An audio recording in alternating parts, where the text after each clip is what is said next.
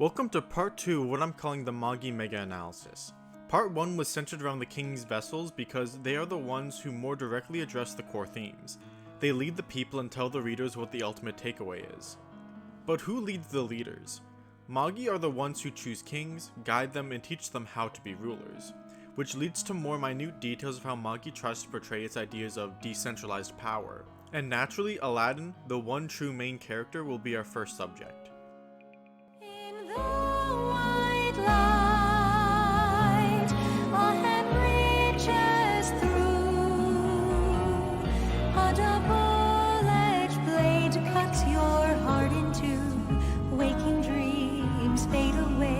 Embrace the brand new day.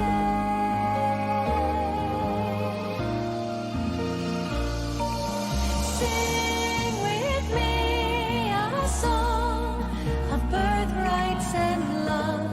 The light scatters to the sky above. Dawn breaks through the gloom, white as a bow, lost in thoughts all alone.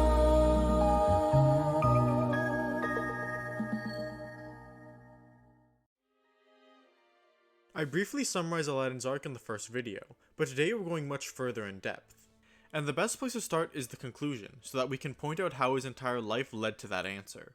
In Sinbad's trial, Zephyr asks, should people make their own choices, or should others lead them? And Aladdin answers by claiming that people should make their own choices, and that may include following a king.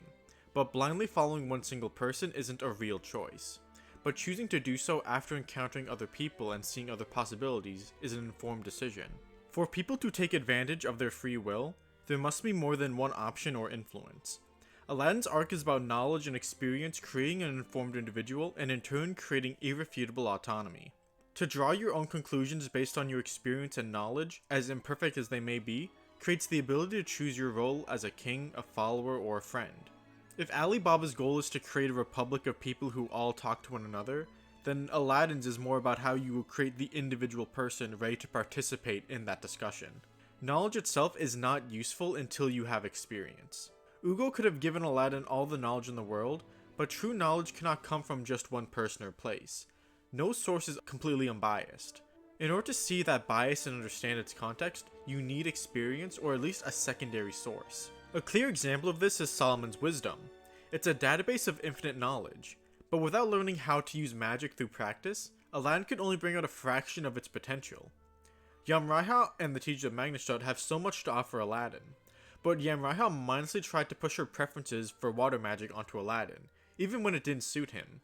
He had to go to Magneshutt to learn he had an aptitude for fire. But at the same time, Magneshutt's ideology conflicted with Aladdin's beliefs and experiences. In order to learn at the academy while refusing to accept their ideology, Aladdin has to separate what knowledge is useful to him, and most importantly how to interpret it for himself. He does not agree with Morgamot at all, but hearing his story is useful. And eventually Aladdin will impart knowledge in what he believes to be the most fair way he can. Knowledge and experience gaps are pivotal flaws for the cast over and over again. Aladdin's mother Sheba started as an ignorant child locked in a room, and was brainwashed into thinking wizards are a superior race. Solomon exposed her to the outside world and challenged all of her biases. She would eventually become biased for Solomon, however, blindly preaching his godhood despite the fact that his decision to become a god made her miserable. She became absolute queen to establish his religion, even though Solomon wanted everyone, including Sheba, to be equal with one another. She had escaped one cult just to fall into another, which is a sadly realistic outcome. Sinbad's lack of formal education is part of how Celandine beat him in Zephyr's trial. Without knowledge of other forms of government that don't rely on bloodlines, he couldn't find a rebuttal to her claim that blood makes a king. Something he starts correcting when he meets Barbarossa, and starts hitting the books. Cohen has the opposite problem. Young Sinbad had experience, but lacked knowledge, and Cohen has knowledge but lacked experience. When we first meet him, we see he's incredibly well read, with a whole royal library to learn from, which he's probably read most of already. He has knowledge of the Kuga tribes and can read the Tron language, but it doesn't seem like he's had any direct contact with either of these groups. He's not an adventurer like Sinbad who will go to places with nothing but the clothes on his back. He's only ever arrived with a huge entourage with the purpose of wiping out other cultures. But his lack of exposure to outside cultures gives him blind spots. He can't see how harmful the erasure of Balbad's culture is or how hard Magneshutt will fight for independence because he doesn't know how much one's culture can mean to someone. It's even his lack of knowledge that allows Ali Baba to worm his way out of bowing to Cohen by simply lying about Balbad's customs. And this goes triple for Aladdin because he starts as a fish out of water and an ignorant child who doesn't even know who or what he is. But he slowly gains knowledge and experience until he gifts the world with knowledge in turn. This is part of why Magi is so good at long-form mysteries. An anomaly of the setting is running wild, not knowing what makes himself so special. Despite being the main character from the very first chapter, we see Aladdin is primed for a supporting role. Aladdin being the Merlin archetype is very interesting because one of the main antagonists is gonna be someone with main character syndrome. So that's a very fun dynamic between him and Sinbad on a meta level. Every metal vessel user empowers themselves by making the jinn's magic dwell within them, with the sole exception of Aladdin, who is the opposite. He instead gives his Magoid to Ugo and he has his heat magic empower him. He is also the only one to refer to his jinn as a friend. This distinction is incredibly important to Aladdin, as becoming friends with Ugo was the first meaningful event in his life, and Ali Baba's attempts to introduce Aladdin as his servant almost ends the friendship before it begins. Dungeon Amon has Aladdin feeling his way through heavy social situations for the first time. Ali Baba treats him coldly at first and sucks up to Boudel, while Jamil sucks up to Aladdin, but Aladdin is able to learn how virtuous they are not based on how they treat him, but based on how they treat people who are less fortunate than themselves. Ali Baba disobeys Boudel and risks his life to save a poor stranger, while Jamil uses his slaves like meat shields. Ali Baba and Aladdin both want to reject the caste systems. Aladdin doesn't understand that freeing a slave is a crime because the idea of slavery is so plainly wrong to him. He doesn't even comprehend the full evil it truly is. It's not a bad guy doing a bad thing like the bandits in chapter 1. It's a vile crime that's protected by laws and customs. Ali Baba understands the laws but doesn't have the power or authority to challenge it yet. Aladdin needs experience, and Ali Baba needs support. After clearing Aman, Aladdin's next trial is on the plains where the Kuga tribe and Co-Empire clash. It's here where he learns the values of found family and Baba. In a setting where blood determines status, race, succession, and more, Aladdin is treated like the son by a kind woman who he has no relation with. And her determination to avoid violence at all costs moves Aladdin deeply. So much so that he would inherit that determination. Not completely, Aladdin is still willing to throw hands, but he will always do so without lethal force. He's lucky enough to have been born with great power, so it's his responsibility to use it wisely. The following arc Balbad will challenge Aladdin in several ways. Firstly, his faith in Ali Baba is shaken by seeing that he is the one leading the thieves who are supposedly destroying the country. And so far, Aladdin has only had bad run-ins with thieves. But he learns pretty quickly that it's not the thieves' fault, but the aristocracy who told Aladdin they were the villains. No source is unbiased. Aladdin had to see and determine himself if Ali Baba was a noble thief or not. Secondly, Aladdin would lose Uvo. Uvo to this point had been Aladdin's guardian, and now with him and Baba gone, Aladdin can no longer be a child. He has to become independent to both live without them and to properly make Ali Baba into a worthy king's vessel. And lastly, Aladdin would learn the truth of the world through Solomon's wisdom. The knowledge of Almatron would be a secret he keeps for over 100 chapters, but we can see how it influences his actions in certain ways. Sometimes this is explicit, like when he compares Magneshutt to David's church, but other times it's more implicit, like his distrust of Sinbad. Sinbad to this point has done nothing but good things and has even earned Aladdin's praise. But Aladdin tells Ali Baba that Sinbad is too bright. His charisma would turn them into his allies and they would get swept up in his flow and all of his plans. But Ali Baba can't see why that would be a bad thing yet. He admires Sinbad too much. But Aladdin has seen in Almatron that one true king cannot save the world. Too much power in one man's hands never turns out well, which is why his king's vessel is Ali Baba, the one who does not seek power but seeks to distribute it. The next arc, Magneshutt, is arguably the most important one for Aladdin, as this is when he's the sole point of view character for the longest time. And it's at this academy that he will interact with our next two Magi, along with another character vital to this video, a mother, her child, and that child's teacher. You are the ocean's gray waves, destined to seek life beyond the shore, just out of reach. Yet the waters ever change, flowing like time. The path is yours to climb.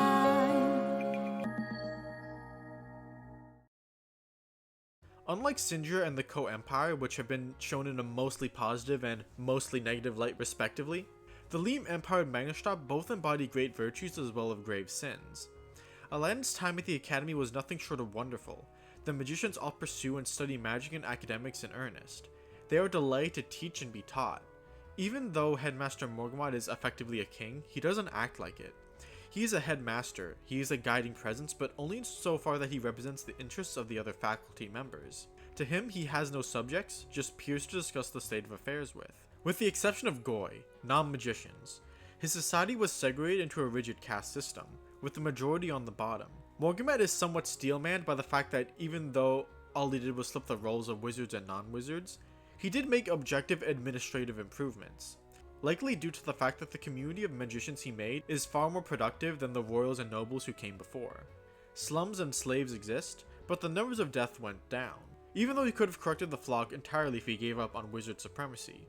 The caste system empowered magicians, creating the most talented magic users of the era. Aladdin himself was empowered and taught to be a greater magician. The privilege he received allowed him to live out a happy, fulfilling life in the academy, but that privilege also blinded him from all the suffering happening beneath. The caste system encouraged all the non-magicians who were deprived of education into becoming what Morgamot already saw them as, unproductive and needy cattle. After Aladdin tells the other students about the 5th district, Morgamot turns it to his advantage. By allowing other students to see the slums, filled with people doing whatever they want to numb the pain of Magi draining, without any work for them to do or take pride in, he's now conditioning the other students to share his ideology. He's conditioned the Goi to be like this, and by exposing them to his students, they're inclined to start thinking like Morgamot. Those deprived of education become perfect propaganda to skew the education of young minds. They have lived underground without fresh influences for so long that they themselves can't imagine a better future than this one. The story makes it clear that Solomon granted everyone the potential to change the future, but when one is never educated, is left to think things can't change, their possibilities become smaller and smaller. The most interesting and heartbreaking way this is shown is when Qasim imagines a happy life for himself before he dies. The best he can imagine is starting a family in the slums while Ali Baba becomes king. He can't imagine life without the slums or the monarchy. But Ali Baba, who received a prince's education and traveled the world, understood that life can be any number of ways. He envisioned Balbat as a republic, where caste system and class would disappear. If Qasim was still alive, he could have easily become one of the country's leading representatives. He already had influenced the adoration of the people and the ability to help them. All that was missing was a form of government that would allow him to do so, and a precedent that would allow him to imagine himself as both a commoner and a leader at the same time. In contrast to Magneshutt, Leam has stronger foundations. They are an empire that preaches all are capable of being strong. Even the lowest slave or poorest beggar can eventually earn prestige if they win enough in the Colosseum. Every soldier has pride in themselves as well as their country. Scheherazade could have overreached, micromanaged, and more directly guided her people. But she, like any good mother, let them grow independent, even limiting their use of metal vessels as not to over-rely on them. An average magician may be worth 10 Leam soldiers, but one Leam soldier is worth 10 of Magneshutt's Goi. And by finding power outside of magic such as Magi manipulation and technology, they have slowly developed weapons that can even match the greatest magicians in Magneshutt. And those same magicians couldn't imagine a group of magicless soldiers as powerful as the Fonelese force. Despite having less magic than the average human, their muscles more than make up for it. In part due to its age, Leam has a much wider array of tools than Magneshutt. But while Magneshutt is a new country that is actively seeking to correct injustice against magicians, Leam has long been stagnant. They represent the status quo Morgamot wants to disrupt. Scheherazade acknowledges slavery as evil, but is holding off on abolishing it to allow her empire to grow off the labor it creates. Change will come, but only in a future too distant for anyone alive today to see. Mu Alexis introduces hope for the Fonelese to obtain political power and rise in social status. But his introduction comes with dark implications. He's the son of both a Fonelese and a descendant of Leam's first emperor. And in recent history, most of, if not all, Fonelese found outside the Dark Continent were slaves at one point. Meaning he's likely a bastard child between an emperor, a prince or princess, and their slave. Maybe it was an unfortunate union of love like Ali Baba's parents, but the truth is likely less wholesome than that. Mu is able to live a good life and improve the lives of other Fonelese, but we can't say the same for his Fonelese parent or anyone not strong enough to survive the Colosseum. We see the old and the new both creating segregation in their unique ways. Aladdin recognizes Morgamot's innate kindness. When Titus comes clean, he still accepts him and is ready to go to war for one wizard, whose lifespan is uncertain.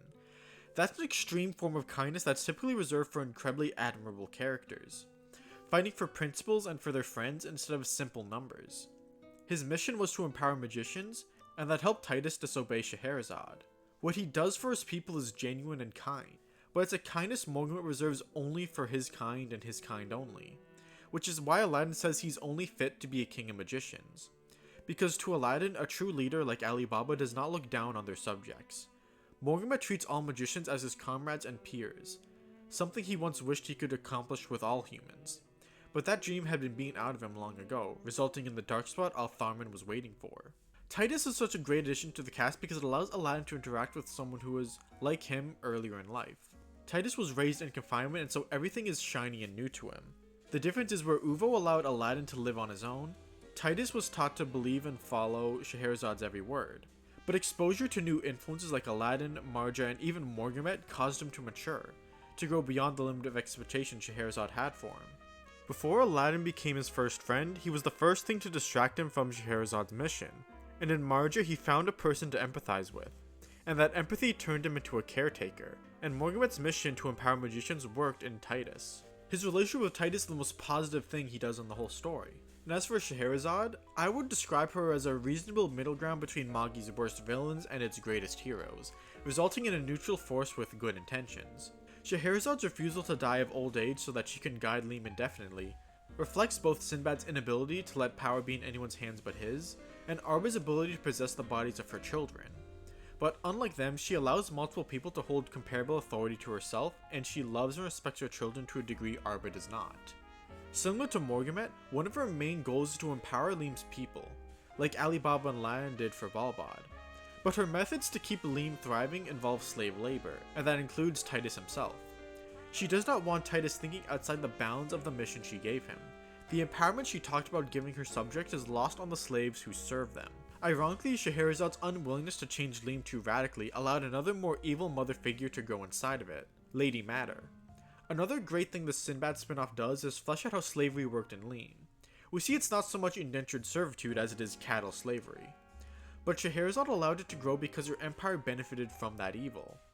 It's only when Titus disobeys her long enough that she sees him as a real person. And after two nations clash, Aladdin's pacifism allowed him to temporarily subdue the conflict between them. If he just killed all of Leam's soldiers, they wouldn't have helped him fight the medium. And if he didn't offer Cohen a deal, he wouldn't get the first wave of metal vessel users to fight Al-Tharman with. For a minute, we see how great it would be for the world to cooperate and work together for a common good. But this temporary peace would fall apart after the summit.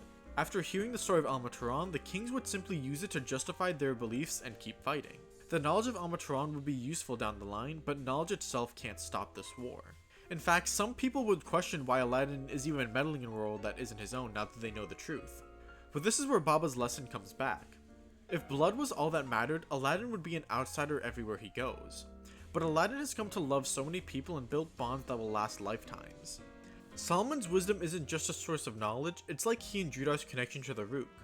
It connects them with everyone. Solomon's wisdom is his sole inheritance from his parents, and everyone from Almatron. Magneshutt gave him the means, and everyone else gave him the motivation and direction.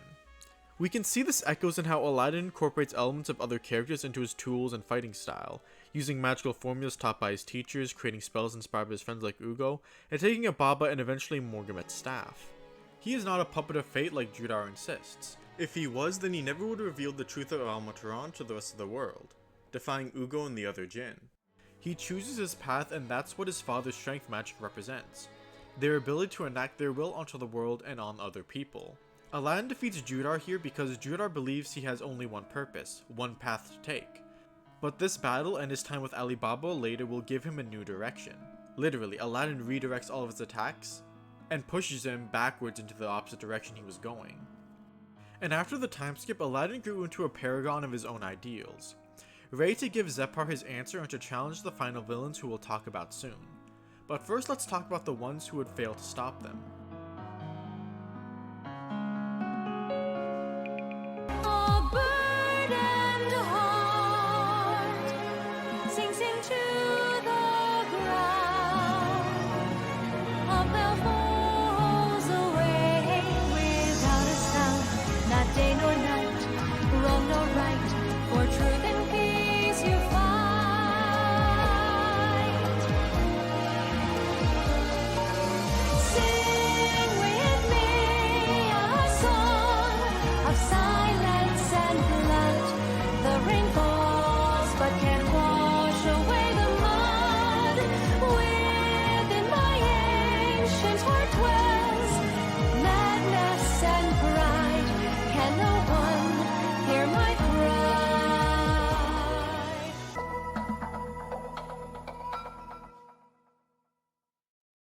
Yunan is Ugo's counterpart on Earth.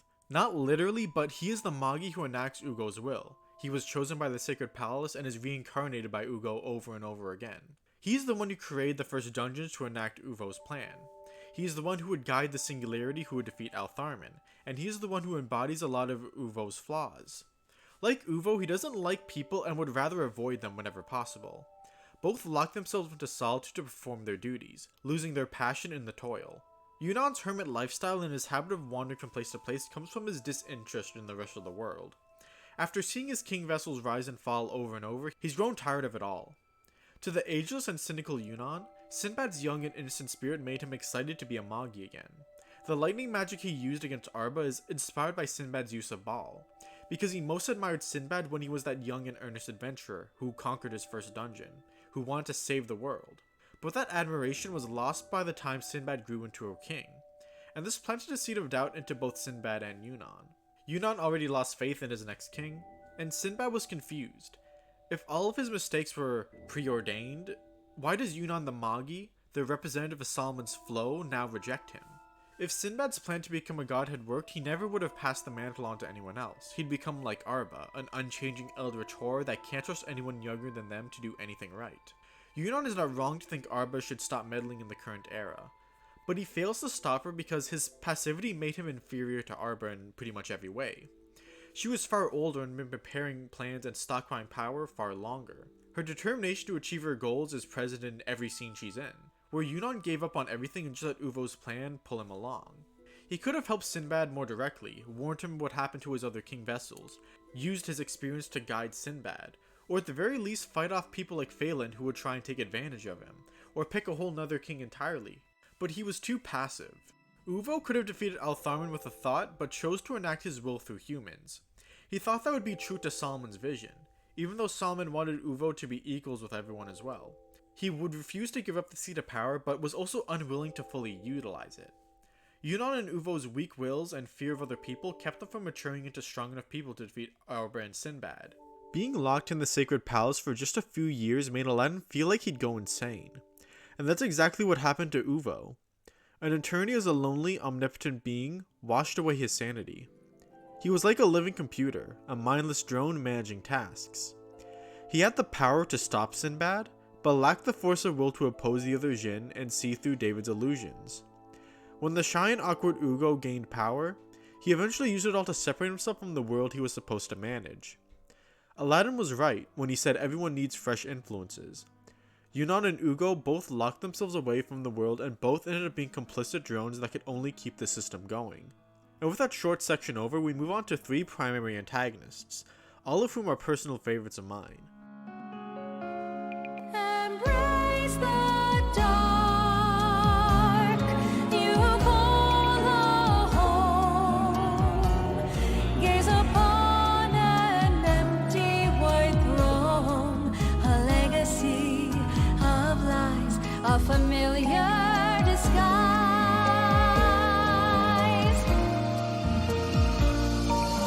Sing with me a song of conquest and fate.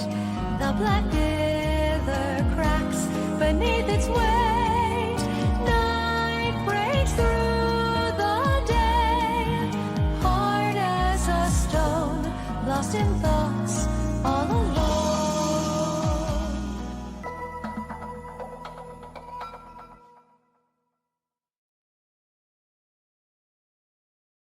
Parenthood and especially motherhood is a surprisingly consistent and major theme in Magi, but it makes a lot of sense. If destiny, powerful leaders, governments, and the idea of control are presented as overbearing and evil forces in the story, then it makes sense that a terrible mother would be one of the most important antagonists. Parents are our first and arguably most powerful source of guidance. They know their children before their children are even aware of themselves. In the last video I said individuals arguably have no control of their nature and nurture, but parents do have control over both of those aspects. Outside of parents who die in flashbacks or very quickly after being introduced, like Baba, Rumu is the prime example of a good mother figure. Kind and caring but strong and firm. Her presence elevates everyone in Sinbad's party. In addition to coming in with the most trade knowledge, she teaches the younger members how to read and write, and how to conduct themselves with pride. She's positioned against Lady Matter in the slavery arc. To Rimuru, discipline is a tough love to be used in moderation, otherwise her affection flows out naturally, while Matter uses discipline disproportionately and unjustly to break her children in, and is only affectionate in moderation as a reward for her children deprived of love or for her own amusement. As for Arba, she views every interaction as transactional. Also, to be clear, I will be referring to all of her incarnations as Arba. The act of bearing children is for her own advantage. The more children she bears, the more spare bodies she makes, the more potential metal vessel users she can manipulate. Matter is similarly a toxic mother, but the act of affection is pivotal to stealing her control. But Arba after a point completely drops the pretense, merely using her position in the family and the co-empire to manipulate her children. If anything, her mixed reactions to Hakuryu and Koan come across as her simply provoking them, trying to make them hate her and to curse their fate as her children enough to undergo the fall. She doesn't have to hide her malice or her schemes. She can act however she wants with you, get as close as she wants to you, and do whatever she wants to you, and there's nothing you can do to stop her. It's ironic that she curses Solomon's arrogance while intentionally flaunting the fact that she's such an arrogant cunt. In a tactful way, mind you, but nonetheless. This is why Matter was so easily able to manipulate Hakuryu despite the fact that he hated his mother more than anything. He was starved of maternal love, so when he finally received it, he remembered how desperate he was for it. And because he was still obsessed with his mother, he couldn't draw on any other influences to snap him out of Matter's control. Unlike our main two who have not only been dependent on each other already, but have also learned to get on without their parents. The reason I'm talking about Hakuryu in this video instead of the first one, is because his story is too closely tied to these two Magi. In fact, when we look at the definition of a Magi, one who guides kings, Hakuryu arguably had 3 Magi trying to guide him into their version of a king. Duality and conflicting motivations are a core motif of his character, so having multiple Magi is appropriate. It may just be on a technicality, but Aladdin was his Magi for the Zagan arc. He only managed to clear the dungeon because he had help from Aladdin and the Aman household, but he would reject their beliefs in secret for the purpose of killing Arba, teaming up with Judar. But all the while Arba had planned out most of Hakuryu's life. As the fallen king vessel, he's the only character whose Jin don't match his personality. At first, Zagan, the Jin of loyalty and purity, seemed like a good fit for the naive and duty-bound young man we meet. His use of Zagan on the coast soldiers would resemble the fake Zagan in the dungeon more so than the real one. Bilal, the spirit of truth and convictions trial, would be cheated by Judar, and Hakuryu would use his power to brainwash others and ignore his own doubts. Hakuryu is a character defined by 3 things: his strong sense of duty, his lust for revenge, and his confusion of the two. Hakuryu's first attempt on Arba's life ended in failure, showing that one metal vessel user alone can't defeat Altharman. His second attempt alongside Judar would be more successful. He shut out the people trying to help him move on and instead confides in Judar, who echoes his hatred for fate and Arba. But it ultimately didn't matter because death meant nothing to Arba. She's not a being who can be defeated by hatred because she feeds on it. She wants it to sprout around her so she can weaponize it. The more hatred and conflict that is created, the more Black Rook is created and the closer she gets to her father. She once said Hakuryu would always be weak, and even as he killed her, her opinion remained unchanged. She never dropped her same twisted smile because she knew death would hardly slow her down. Judar and Hakuryu's developments both as people and as fighters is still well within her expectations. She had pushed both of them to fall beyond the brink. Hakuryu's rage had grown just like she wanted it to, and he would destroy the minds and bodies of his own countrymen with Bilal just to kill Koan. His mind would close completely. Alibaba's attempts to reach him would be misinterpreted, because Judar brute forced Bilal's dungeon. Hakuryu didn't learn the lesson Bilal wanted to impart, so he equates Alibaba trying to be real with him with gouging out his heart. Bilal's illusions and Phoenix's Gios brought him agony, and now Alibaba's words do too. They're all just painful obstacles trying to keep him away from his revenge. He's so far gone that Alibaba's death becomes something to celebrate. He became the perfect agent of chaos to spread and create war in Black Root, just like Arba hoped. But when Hakuryu fights Arba for the 3rd time, he doesn't go for the kill. Not only because he knows he can't win, but because he's long since thrown his anger away. He has done what Arba had spent centuries refusing to do, and this causes Arba to smile. This could be Hakue's personality peering through, or it could be Arba experiencing pride in her child for the first time. Hakuryu finally surpassed Arba's expectations and outgrew his mother, and she would be defeated, not through force but through Aladdin saving Hakue, and her attempts to take over Hakuryu were thwarted by Koan's Rook mixing with Hakuryu's. The scene that represents Koan's forgiveness awakening Hakuryu's sense of duty again is now what ultimately defeats Arba and Altharman. It was Koan's trust that allowed their Rook to mix and save Hakuryu from the fall, becoming half fallen, something Arba never expected her son to become. She lost all the power she had stored up for centuries, and that was a greater defeat than Gokwen's death. His final answer to Sinbad is relinquishment. He saw that Koan had the power to let power go, and learned from him. He let go revenge and his throne because that served his duties best. Where Sinbad can never let go, because his duties are a service to his own ego. It's like Aladdin said, people need a wide breadth of influence in order to gain independence. Before he killed Ali Baba, Hakuryu blocked out everyone else's voice, only letting his and Judar's shared hatred for Arba guide him. All the while, Arba still only cares about her god Ilallah, and her promise to not let Solomon grow arrogant. Arba is to Hakuryu what David was to her, only she never overcame her hatred, and similarly, killing David didn't mean anything. He would be back, it's all part of his plan. When Aladdin tries talking to Arba for the first time, she talks at him, seeing him only as an unworthy child not worth listening to or answering. Merely Solomon's pawn. She says that she sees Sheba's face in him, and it's easy to see why. Sheba's arc begins as a blindly religious zealot who learns to think for herself through making friends, only to become a blindly religious zealot for Solomon. This parallels Arba's arc in the flashback. Solomon pushed her to call him boy instead of master. He wanted Arba to be his teacher, not his servant. This relationship would be Arba's first taste of motherhood and her most healthy relationship in the whole story. Sheba and Arba had delegated roles to help Solomon rule. One would support and defend him, while the other would criticize and temper him. But Solomon abandoning them both to become a god pushed them to extremes. They became too committed to their roles, unable to grow out of it. In the end, Sheba would blindly obey and Arba blindly rebels. And Arba believes Aladdin to be no different, just an ignorant child serving Solomon.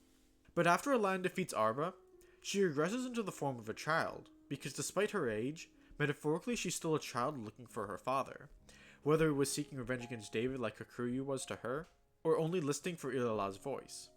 You can even see this in her relationship with Sinbad. Sinbad wants to be the one true king of the world, and she wants to be ruled by that one true god Ilallah, and she can live that out under Sinbad who has a connection to him.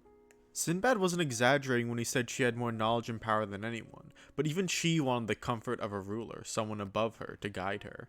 While at the same time, she treated everyone beneath her like a puppet. She's a great manipulator who wants to be manipulated herself. At this point, all of her followers in Altharman are just mindless dolls. She's been playing by herself the whole time. It's actually kind of interesting because the three main leaders of Altharman, Arba, Phelan, and Ithnan, never really cooperated in any sort of way. There was no clear hierarchy in the organization. Arba was clearly the most powerful and influential member, but it seems the three of them never really cooperated. They all just had their own separate machinations at play. But anyway, back to Arba becoming a child. It's probably for the same reasons David's final appearance is that of a child as well.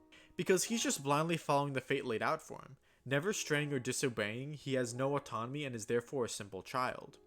Where Aladdin began the story a child and grew into a fine young man, Arba and David are just children following fate. Arba only regains an adult form near the very end of the story, when the voices of other people finally start getting through to her again. In fact, it's Ali Baba that drags it out of her. First coaxing her out with mention of Ilallah, he then talks about meeting her old friends, asking her what she wants, and telling her that things won't go only one of two ways. When he yells, "We tried to talk to you so many times," at Sinbad, Arba reacts alongside him, because she's finally realizing all the missed opportunities she had. She could have handled her relationship with Sheba better. She could have maybe talked to Aladdin for real when they first met. With Ilallah gone, she'll never hear her father's voice again. She, like Aladdin, Ali Baba, Morgiana, Sinbad, Judar, and Hakuryu, must learn to get by after losing her parent figure. With Ali Baba acting as a mediator, she can now begin properly discussing things like adults do. No longer talking at Aladdin, but with him. She has to start from square one, which is why I think she returned to the form of a child in the human world. But she's ready to join in the great flow once more. And this brings us to our final Magi. If Arba was Aladdin's antithesis, Judar would be his foil. Similar in all the right ways to create a great rival character for Aladdin. When we are introduced to Judar, the two things that are made abundantly clear is his cruelty and his impulsiveness. He is a fallen Magi and therefore is in the middle of Ilallah's chain of manipulation, but outwardly he is a figure of rebellion for them. He spits in the face of fate, and so he does whatever he wants. He's a renegade. As far as we can tell, nobody can order him around, and he follows his immediate desires more than any other character. If he wants to take a nap, he does. If he wants to kill you, nothing but his own boredom will stop him.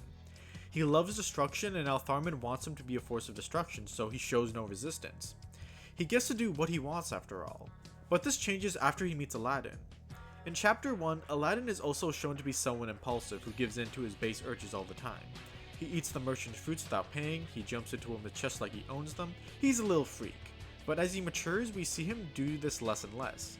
He stops trying to steal food that isn't his, and while he never stopped doing that second thing, he eventually gets to a point where he stops doing it to strangers and only does it in the girly bars, parties, or in private when appropriate.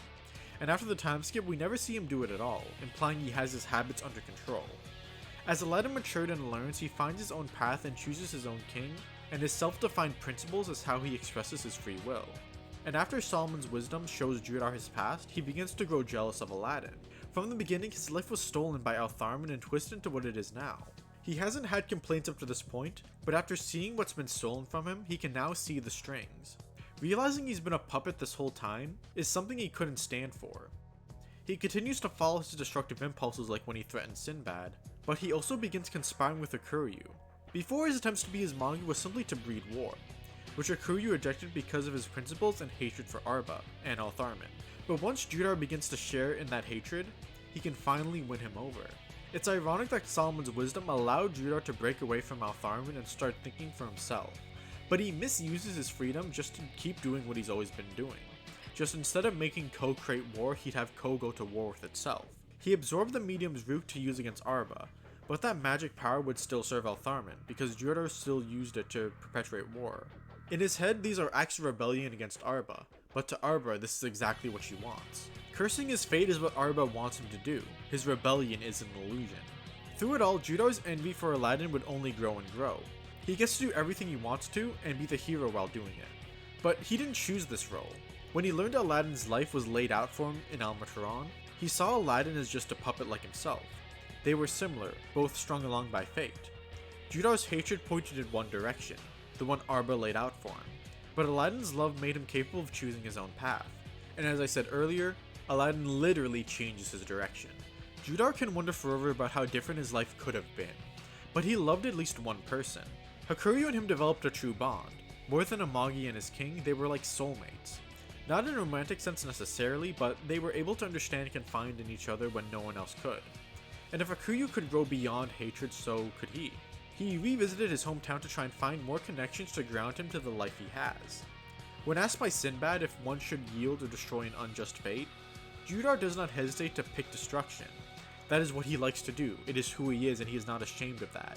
If not for his twisted fate, he wouldn't have met Hakuryu.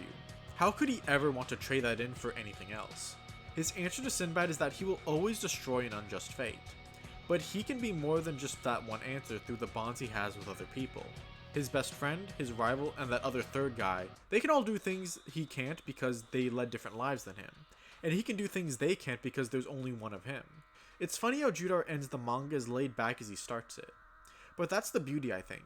He doesn't love everyone like Aladdin does, but he doesn't have to. Heck, he doesn't even want to. The fallen Magi learned to love himself and in turn, live with his fate. Thank you all for watching. As I said, there's going to be one more video after this one, and if you're one of the 4 Magi fans who found my channel through the series, welcome. I got a huge playlist of One Piece videos if you like that series, a small list of Bleach videos, or a playlist of other manga I've talked about. That's basically how I've divided my channel. One Piece, other manga, and then the Misk's weird stuff I do. If you want more Magi content from me specifically, there's a couple of videos on my side channel with some of my extended thoughts. And with that said, have a wonderful day and I'll see you next time.